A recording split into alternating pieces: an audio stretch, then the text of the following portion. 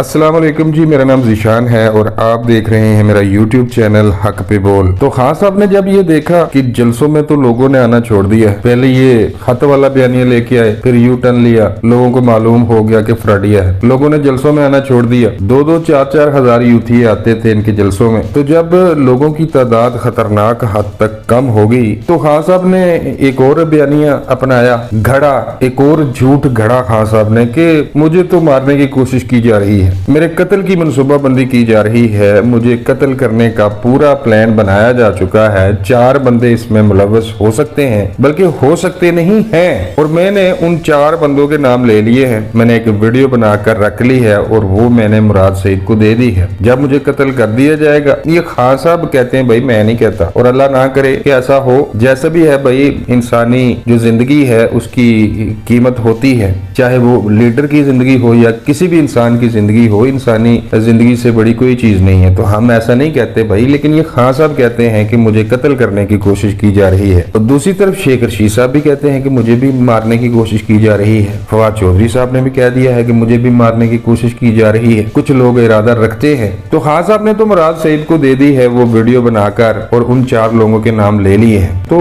शेख रशीद साहब को भी चाहिए और फवाद चौधरी को भी चाहिए कि आप भी एक एक वीडियो बनाकर मुराद सईद को दे दें कि अपने पास रख लो, जब हमको मार दिया जाए तो फिर आवाम को दिखा देना। तो फिर फायदा क्या होगा? फिर कोई फायदा नहीं होगा भाई। अपनी जान बचाएं, आप उन 4 बंदों के नाम सामने लेके आए, हमें भी पता चले कि कौन आपको मारना चाहता है। तो असल में ये हारे हुए खिलाड़ी हैं, इनको मालूम हो चुका है कि हम जंग हार गए हैं। ओ भाई, मारे हुए को क्या मारना, ये तो पहले मरे हुए हैं, लोगों ने धुतकार दिया है इन्हें इनकी हरकतों की वजह से। ये सोशल मीडिया के लीडर थे, ट्विटर के लीडर थे, ये ट्रेंड चलाने के। ओ भाई, कब तक आप झूठे प्रोपेगेंडे से आवाम को बेवकूफ बना सकते हो? तो अब आहिस्ता आहिस्ता इनकी असलियत सामने आना शुरू हो गई है और इन्होंने एक और बयानिया बना लिया है कि नहीं जी, मुझे कत्ल करने की साजिश की जा रही है, 4 लोग हैं जो मुझे कत्ल करना चाहते हैं। असल में हुआ ये है कि पहले इन्होंने मिलिट्री एस्टेब्लिशमेंट के खिलाफ गलीज जबान इस्तेमाल करना शुरू की। शुरू में जब इनको उतारा गया तब लोग थोड़े बहुत आते थे इनके जलसों में, तो फिर इन्होंने ये समझा कि मिलिट्री एस्टेब्लिशमेंट तो मुझसे डर गई है, खुद मेरे पास चल के आएंगे। लेकिन उनको उनके जूते को परवाह कोई भी नहीं आया। उन्होंने कहा करते रहो जलसे, हमें क्या परवाह। तो फिर जब तादाद आस्ता आस्ता कम होना शुरू हुई, फिर इन्होंने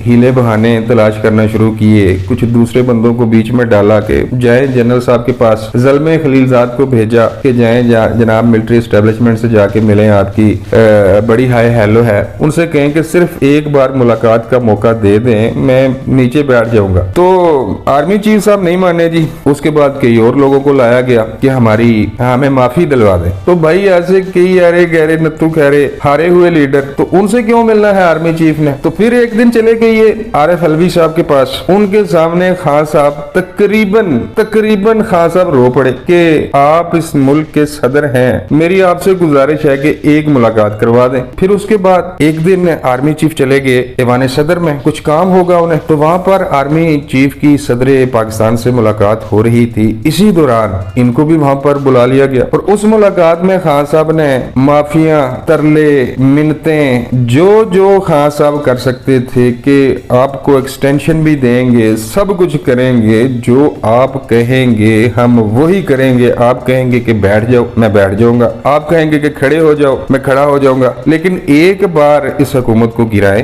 और दोबारा इलेक्शन करवाएं और मुझे जिताएं। उन्होंने सदर पाकिस्तान से कहा कि सर ये किस तरह की बातें कर रहे हैं खान साहब, मेरे पास ये इख्तियार ही नहीं है, मैं कैसे कर सकता हूँ? एक जमहूरी हुकूमत को मैं कैसे गिरा सकता हूँ? ये मेरे दायरा इख्तियार में नहीं है। यानी कि तमाम तर हीले बहाने, सब कुछ, माफिया, तलाफियां, पाँव पकड़ने के बाद भी आर्मी चीफ ने इनके किसी भी मुतालबे, किसी भी डिमांड और किसी भी आरजू और इल्तिजा को कबूल करने या उसको मानने से इनकार कर दिया। उसके बाद खान साहब ने अब ये बयानिया बना लिया है, जगह जगह ये कहते फिर रहे हैं कि नहीं जी, मुझे कत्ल करने की कोशिश की जा रही है कुछ लोगों की जानब से। सोशल मीडिया पर इनके कुछ कारिंदे हैं जो बड़े बड़े थंबनेल लगाकर ये कहते हैं कि नहीं जी, खान साहब की जान को शदीद खतरा है, खान साहब को मारने की कोशिश की जा रही है। असल में ये एक हारा हुआ खिलाड़ी है, इसकी सियासी मौत वाक़या हो चुकी है। भाई खान साहब पर जो केस हैं, तोशा खाना में ता हयात नाअहली, किसी सूरत ये बंदा उस केस से नहीं बच सकता। फॉरेन फंडिंग केस में ता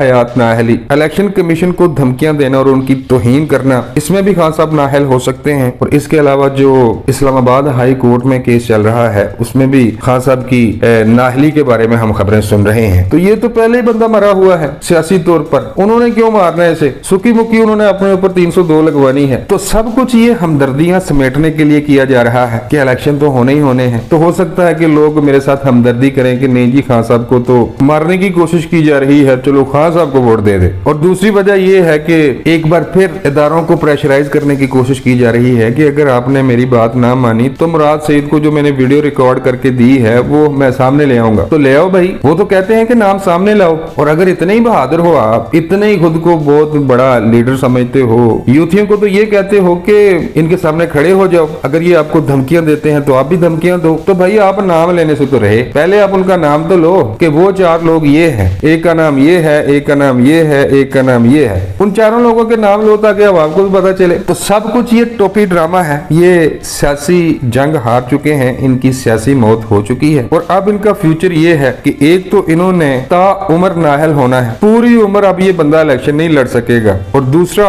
पूरी उम्र इसने जेल में भी रहना है। जो इसने हरकतें की हैं, जो पाकिस्तानी आवाम का बेड़ा गर्क किया है, जैसे हमारे मुल्क की मैशत को तबाह और बर्बाद किया है, जिस तरह पिंकी पीरनी और फराह गोगी ने पाकिस्तानी आवाम के अरबों खरबों रुपए लूटे हैं, तो इस पे तो कई केस बनते हैं भाई, और बनेंगे अभी पहले इसको नाअहल तो होने दें, उसके बाद देखेंगे इसके साथ होता क्या है। तो आजकल ये जो जलसों में कह रहा है कि नहीं जी मुझे कत्ल करने की कोशिश की जा रही है, 4 लोग हैं उसके पीछे, ये सिर्फ झूठ बोल रहा है, कोई इसके पीछे नहीं है और किसी को भी इसकी फिक्र नहीं है। ये क्या समझता है कि रियासत 4-5 हजार यूथी के सामने झुक जाएगी? तो अब इंशाल्लाह आप देखेंगे कि आने वाले दिनों में इसकी गेम ओवर हो चुकी है भाई, खत्म। आने वाले दिनों में इसका फ्यूचर सिर्फ और सिर्फ जेल है। इसलिए ये लोगों को गुमराह करने के लिए रोज कोई नया बयानिया लेके आ जाता है। आपने जो 4 सालों में जो करप्शन की है, जो जराइम किए हैं आपने और आपके साथियों ने, और जैसे दूसरों ने वो हिसाब दिए हैं, आपको भी उस मरहले से अब गुजरना पड़ेगा। अब तक के लिए बस इतना ही, मिलता हूँ किसी नई वीडियो में। अल्लाह निगहबान।